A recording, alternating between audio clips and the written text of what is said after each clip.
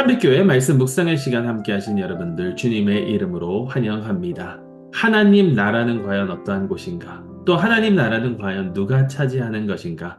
우리 함께 계속해서 말씀 나누고 있습니다. 특별히 오늘은 사무엘의 이야기에서 사울의 이야기로 넘어가 보자 합니다. 사울은 이스라엘의 초대 왕입니다. 그의 삶은 굉장히 흥미롭습니다.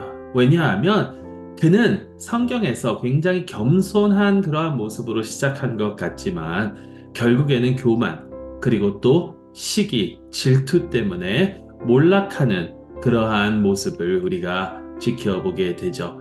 그런데 사울이 과연 처음부터 겸손했던 사람인가? 사울은 과연 어떠한 사람인가? 우리는 혹시 사울에 대해서 잘못 알고 있는 것은 아니었던가? 그리고 사울을 통해서 하나님 나라가 어떠한 곳인지 우리 어떻게 알 수 있는지 우리 함께 살펴보고자 합니다. 먼저 오늘 같이 나눌 하나님의 말씀은 사무엘상 9장 1절에서 2절 말씀입니다. 제가 봉독합니다. 베냐민 지파에 기스라 이름하는 유력한 사람이 있으니 그는 아비엘의 아들이요 수롤의 손자요 베고랏의 증손이요 아비야의 현손이요 베냐민 사람이더라. 기스에게 아들이 있으니 그의 이름은 사울이요 준수한 소년이라. 이스라엘 자손 중에 그보다 더 준수한 자가 없고 키는 모든 백성보다 어깨 위만큼 더 컸더라. 아멘. 하나님의 백성을 위한 하나님의 말씀입니다. 하나님께 감사드립니다. 자, 사울은 어떠한 사람이었는가?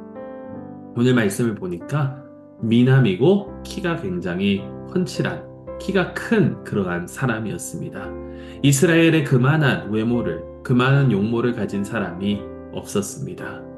다른 사람보다 어깨가 하나 더 있을 정도로 키가 큰 그런 사람이었고, 그 뒤에 나오는 그러한 내용들을 보게 되면 전장에서 싸울 때의 그 모습이나 아니면 이제 다른 그 행하는 그런 모습들을 보면 사울이 얼마나 힘이 좋고 키가 크고 그랬는지 모릅니다. 이순신 장군이 키가 굉장히 컸다라고 그러죠. 그러다 보니까 왜군들이 이순신 장군을 보고 오히려 겁을 먹고 그랬다라고 하는데, 왕으로서 사울은 이 세상이 바라볼 때 갖출 만한 자격을 다 갖춘 그러한 사람이었습니다. 힘도 좋고 외모도 뛰어나고 키도 크고. 그런데 우리가 흔히 할 때 이제 사울이 사무엘을 만나게 되고, 저희가 다 읽지는 않았지만 9장, 10장 계속해서 한번 쭉 읽어보시기 바랍니다. 사무엘을 만나게 되고 사무엘이 그를 이제 왕으로 기름 부으는데, 그 와중에 사울이 이런 말을 합니다. 제가 도대체 누구입니까? 저는 아무것도 아닙니다. 저는 베냐민 사람입니다. 라는 그러한 말을 보면서 사울이 굉장히 겸손한 것 같은 그러한 인식을, 그러한 느낌을 우리가 받게 되죠. 사울이 정말 그랬는지 안 그랬는지는 정확히 모르겠습니다.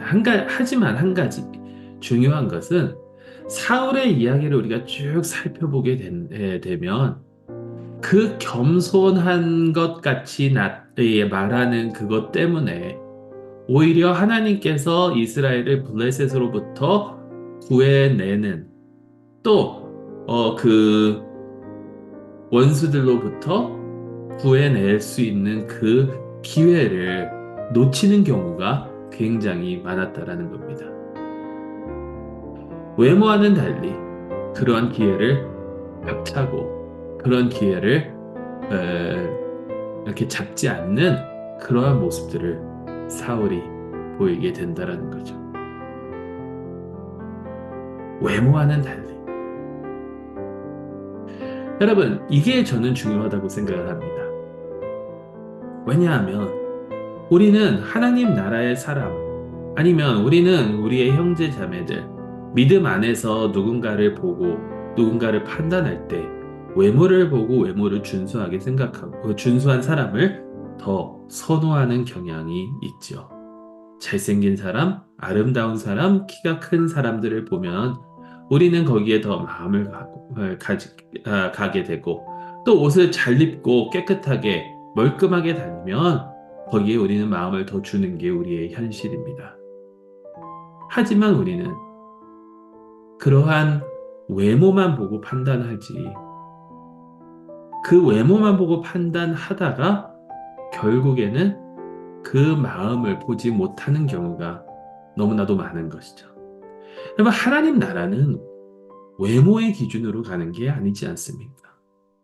하나님 나라는 내가 옷을 얼마나 잘 입었다라고 해서 가는 게 아니지 않습니까? 하나님 나라는 그 마음이 중요한 겁니다. 마음. 사울과 다윗을 비교하면 다윗은 어떻게 보면 볼품이 없는 사람이었고 다윗은 어떻게 보면 아버지가 숨기고 싶을 정도로 아무것도 아닌 존재였습니다. 그런데 왜 다윗이 더 뛰어난 왕이 되냐면 다윗의 그 마음이 하나님께 온전히 가 있기 때문이라는 거죠. 외모로 판단할 것이 아니라 마음, 중심을 보시는 그 하나님, 그걸 우리는 깨달아야 된다는 거예요. 우리는 외모로만 보다가 결국에는 사울과 같은 비극의 왕을 맞이할 수도 있다라는 사실입니다. 여러분, 사울의 끝이 얼마나 처참한지 여러분 다 잘 아시지 않습니까? 근데 참 재밌는 것은 사울은 원래 태어나지 말았어야 될 존재입니다.